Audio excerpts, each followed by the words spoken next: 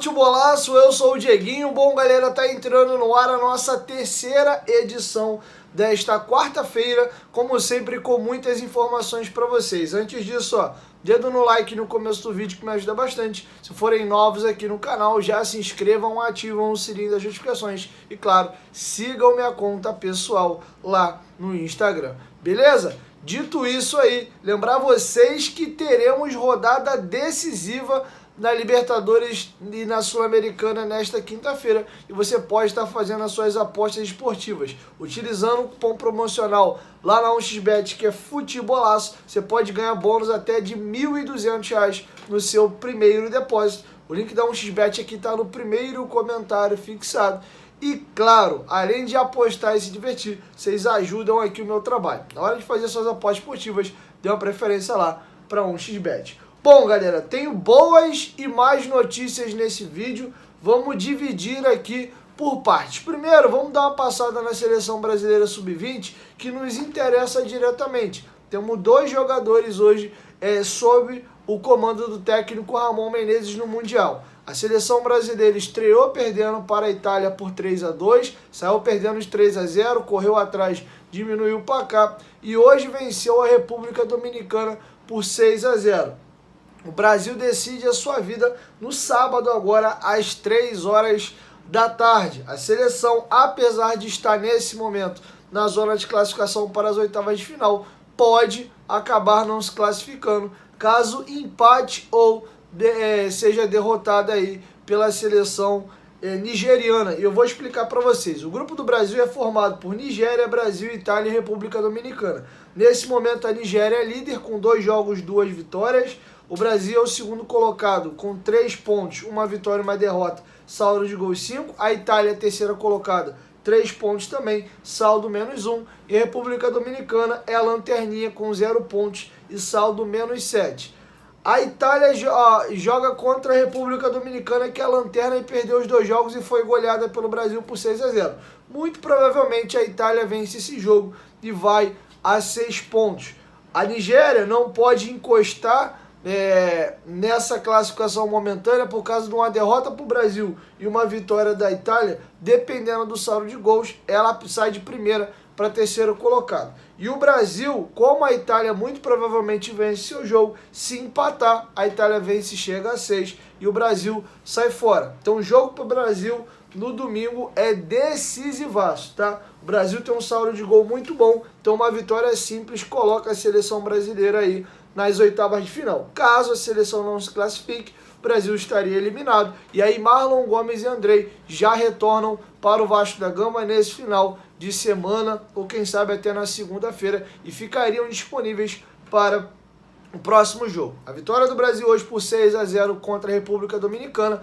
Marlon Gomes foi o destaque segundo o SofaScore. Ele teve nota de 9,6, uma atuação quase perfeita, quase que ele sai com nota 10. O Marlon Gomes fez o 5º gol da seleção brasileira, deu uma assistência, deu 2 chutes, os 2 chutes na direção do gol, deu 2 passes decisivos, fez 6 desarmes, teve 4 antecipações, não fez nenhuma falta, sofreu 5 e venceu 16 dos 19 duelos que ele disputou, um aproveitamento de 84%.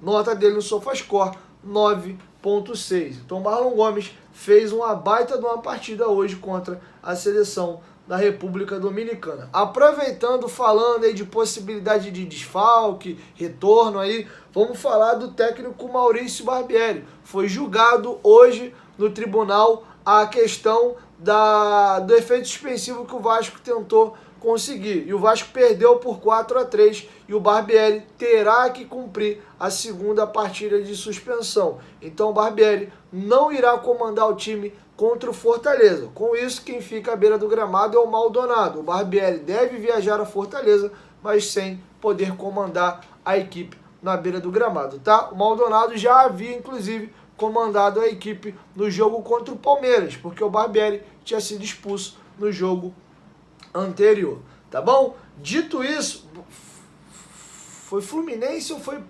acho que foi Palmeiras mesmo que o Maldonado comandou o time. É tanto jogo que às vezes a gente acaba enrolando algumas situações. Bom, agora vamos falar de justiça. tem uma notícia muito boa e tem uma notícia ruim. Qual vocês preferem primeiro, né? A galera sempre fala, não, manda a boa primeiro aí que ameniza a ruim que vai vir depois. A notícia boa é que o Vasco chegou com um acordo junto aos credores e ao invés de ter que pagar o RCE até o dia 5, o Vasco nos 2 últimos meses pagou, mas pagou com atraso, chegou a ser intimado até pelo juiz para pagar em 48 horas sobre pena de ser excluído do RCE e entrar no RIF, que aí todas as dívidas sairiam daquele acordo para pagar em 10 anos e teria que pagar tudo de uma vez. Tá? O Vasco protocolou o seguinte acordo junto aos credores, matéria feita agora há pouco pelo GE. Essas situações de justiça eu gosto de ler para colocar tudo no seu devido lugar, bonitinho, e tá bem curtinho, mas para vocês entenderem. O Vasco protocolou nesta quarta-feira na Justiça do Trabalho um acordo feito com a comissão de credores para mudar a data limite dos depósitos mensais do RCE. O limite passa a ser o dia 25 e não mais o dia 5. Com o acordo, o Vasco entende que não vão ocorrer mais atraso nos depósitos. No mês passado, diante da demora para efetuar o pagamento, o juiz centralizador deu prazo de 48 horas para o clube regularizar a situação sobre a ameaça de retornar ao RIF. O novo prazo vale apenas para o RCE trabalhista, as dívidas cíveis não. É outra situação. No processo Tribunal de Justiça que centraliza as dívidas de natureza civil, o Vasco efetua o pagamento em qualquer dia do mês. Tem que pagar todo mês, só não tem data. O Vasco escolhe a data e paga. O RCE não, obrigatoriamente era dia 5, e o Vasco fez um acordo empurrando para o final do mês, que provavelmente dentro do fluxo de caixa do Vasco, esse dinheiro já bateu na conta e o Vasco consegue pagar no final do mês sem atraso, tá? Todos os meses o Vasco destina 20% da sua receita corrente mensal para abater as dívidas listadas no RCE. Tá? 75% do valor vão para as dívidas trabalhistas e outros 25% para dívidas cíveis. Eu já expliquei isso para vocês aqui no canal. Essa é uma notícia boa, positiva. Agora vamos a uma notícia muito ruim. A rapaziada lá do Esporte News Mundo são os cavaleiros do apocalipse, né? Fazem um excelente trabalho, mas sempre conseguem trazer informações aí de bastidores de tribunal e de justiça. E uma notícia preocupante, tá? O Vasco foi condenado a pagar 5 milhões e 200 mil reais ao Marcelo Matos, tá? A indenização se dá devido aí a danos morais e estéticos pela situação da cirurgia do joelho dele. Eu vou ler também para vocês a matéria, porque é um assunto jurídico e eu gosto ali de ler bonitinho para poder evitar acabar tendo alguma interpretação equivocada, tá? A matéria, como eu mencionei a vocês, é do Esporte News Mundo. Vamos aí entender o que está rolando. O Vasco sofreu uma grande derrota na Justiça nesta quarta-feira, por decisão da juíza Adriana Maia de Lima, na 31ª Vara do Trabalho do Rio de Janeiro, do Tribunal Regional do Trabalho da Primeira Região, o TRT1, o Cruz Maltino terá que pagar a dívida de R$ 5.271.076,68 a Marcelo Matos, ex-jogador do clube. Neste valor estão incluídas as indenizações por danos morais e estéticos. O Esporte News Mundo teve acesso a detalhes do caso, que cabe recurso.